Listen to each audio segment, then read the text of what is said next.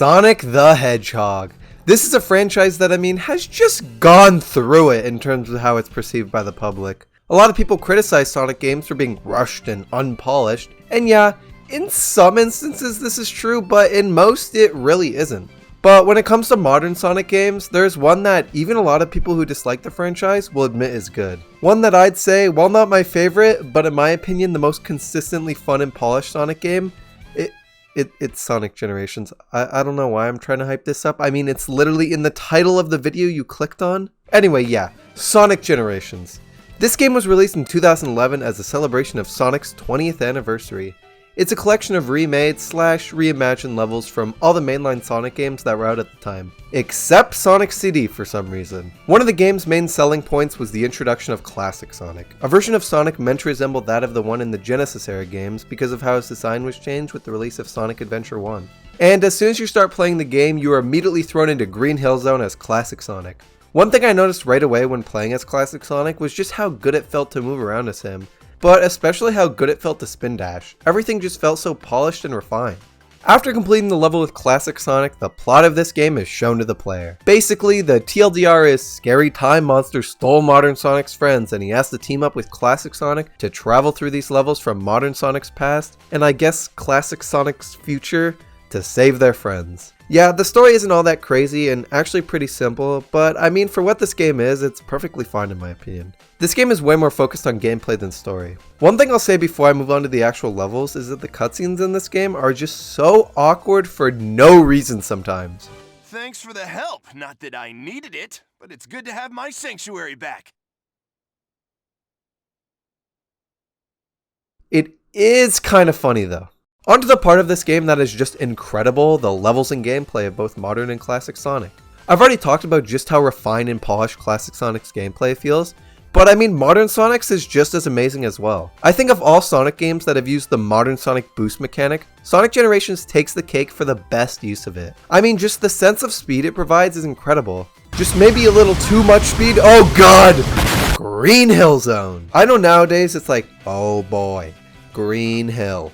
Again! But this is before literally every new Sonic game featured Green Hill as a starting level. And in this game, it's pretty damn good if I'm being honest. And although I do prefer the modern version just because of how cool it was to see Green Hill like this, especially the cave section, the classic version I just had a lot of fun with. Mostly with trying to get the achievement of beating it in under a minute and finding all the little shortcuts to slowly shave seconds off my run of the level. And speaking of achievements, listen, it's a good game. What's cool about the stages in this game is, seeing them in these new lights. Like, for example, take a later level in this game, City Escape. This is from a 3D Sonic game that featured absolutely no 2D gameplay at all. So seeing the classic Sonic version of this stage and how they basically created an entirely new experience with this environment was really cool.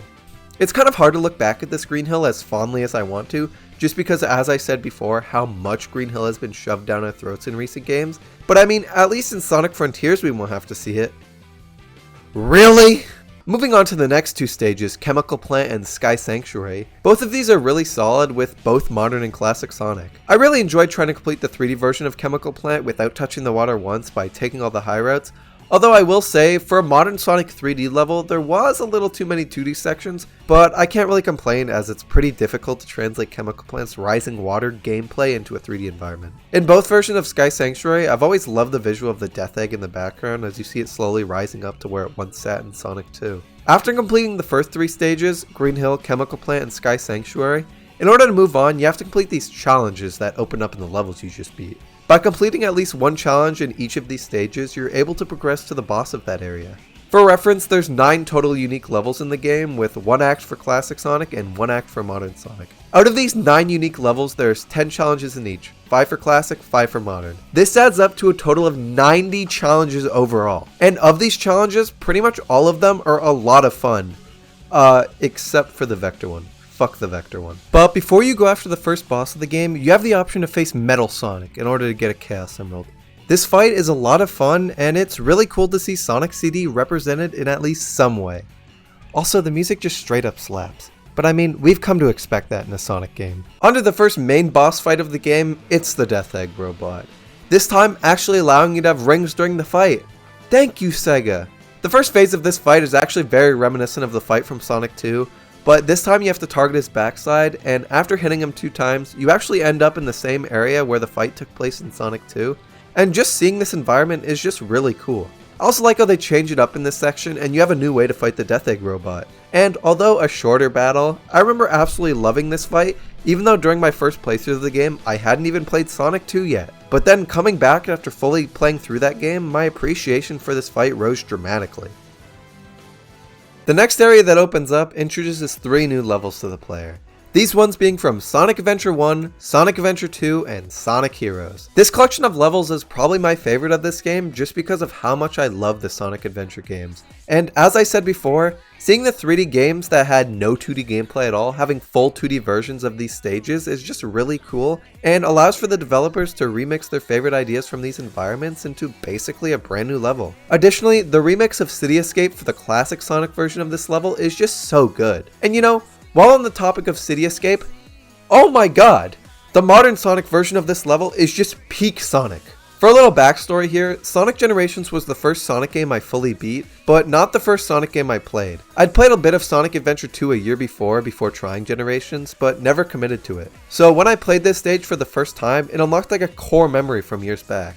But nostalgia aside, this level is amazing. It takes one of the already greatest Sonic stages of all time and makes it that much better. And really to me, that's what this game is all about. Looking back at the best of Sonic and making it even better. Also, what the fuck happened to the gun truck? It has buzzsaws now?!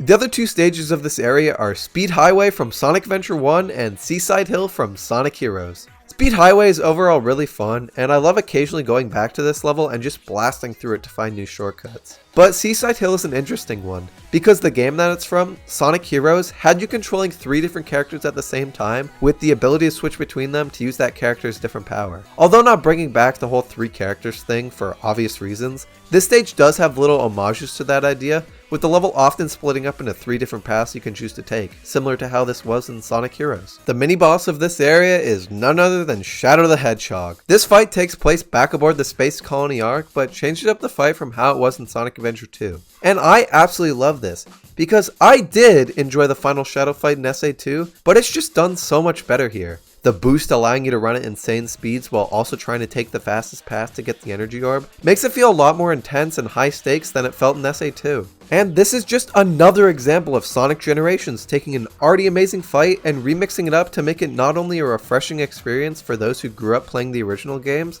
but a fun experience for those who are new to the Sonic series. You see this in almost every aspect of the game, and because of this game is not only going to be a nostalgia overload for those who played Sonic their entire life, with the game featuring so many iconic characters and stages from the past, but also an amazing entry game for those new to the series to be able to experience these old locations and meet all these characters for the first time. The next main boss battle up is Perfect Chaos from Sonic Adventure 1. And this one is an interesting one because in Sonic Adventure 1, Sonic actually fought this boss as Super Sonic, but in this game just stays as normal Sonic. And apparently the lore explanation of this is that Sonic just got a lot stronger over the years. And while this is a cool detail to add and shows Sonic's growth, this is coming from the same people who said the reason the moon isn't visibly damaged after half of it was exploded in Sonic Adventure 2 was because it just, and I quote, turned around. God damn, I love the Sonic series. Anyway, apart from not being super during this fight, the boss is really fun. Hearing the new rendition of Open Your Heart made just for this makes it feel that much better as well. Perfect Chaos has always been one of the most interesting and cool Sonic bosses to me in terms of its design, and seeing it fully fleshed out in HD is awesome. Makes me really want that Sonic Adventure remake we've been hearing about for years. After beating Perfect Chaos, you get to the final area. And the first level here is from Sonic 06? Yeah, they put a level from Sonic 06. Yeah, that's the game that a lot of people say is the worst video game ever made. It's actually not that bad. It's pretty bad. I had fun with it. Anyway, but the choice to put a level from Sonic 06 here is actually really cool. It's kind of the developers acknowledging that this game exists and the bomb that it was, and actually making a really good level out of what a lot of people say is an absolute train wreck of a game. The level in question is Crisis City. Both versions of the stage are actually done really well and a lot of fun to replay. The classic Sonic version in particular, I used to really enjoy speedrunning just because of how fun it was to find the fastest route possible. The other two levels in this area are Rooftop Run from Sonic Unleashed and Planet Wisp from Sonic Colors. The modern Sonic version of Rooftop Run is incredibly fun and just reminds me of how much we need an Unleashed port, please! Classic Sonic version of this level is a little though. I mean, I might just be bad at it, but I've always had trouble with this level and I never really replay it that much because it has its good parts, but it's just a little slow at times and maybe sometimes a little annoying. But the modern Sonic version of this stage makes up for it so much. Planet Wisp, on the other hand, is just kind of boring, which was really surprising to me because after playing Sonic Colors and getting to Planet Wisp, it was actually really good in that game. But in Generations, it just kind of feels slow and repetitive. Like, the classic Sonic version of the level sees you using the pink Wisp, that's the thing, it's got like the spikes and shit, and you just use that the entire time. And the modern version used the rocket one the entire time. They're bad levels, but I feel like they could have been cooler to use the other Wisps. And I honestly think the modern Sonic version of this level kept you in 2D for way too long. I know Sonic Colors was pretty much an 80% 2D game, but I think it would have been a lot better if it was more 3D. Like, the opening of the modern Sonic level is amazing. I love it. It's beautiful, it's fun, it's fast. But once you get to the 2D section, it just slows down a lot. But I mean, that's honestly the only level in this game I have an issue with both the classic and modern version of. And they're not even terrible either. They're just kind of But other than that small hiccup with Planet Wisp, the rest of the levels in this game are great. And moving on to the final mini-boss of the game, it's Silver. Shatter the Hedgehog. This fight is actually pretty fun, and I think once again it's cool they're acknowledging Sonic 06 with this fight. Also, the end of this fight I think is pretty funny because you just basically looks like you kill Silver, like no one's surviving getting crushed by that. After seemingly like killing Silver, I guess, you move on to the final boss fight of the game, but not like the final boss, like the final regular boss, you know? No? Anyway, you go up against the Egg Dragoon from Sonic Unleashed. And this fight is just so cool. I especially love the final section where you're falling down what is seemingly an endless abyss, dodging his attacks, trying to get in the final few blows. Just such a fun fight overall, and one I like to try to come back and beat damageless to little success. Beating the Egg Dragoon directly leads to an actual final fight of the boss, after Eggman is taken away by the Time Beast thing. What's this thing called? What is the Time Beast thing from Sonic Generations called? Time Eater. Okay, got that down now.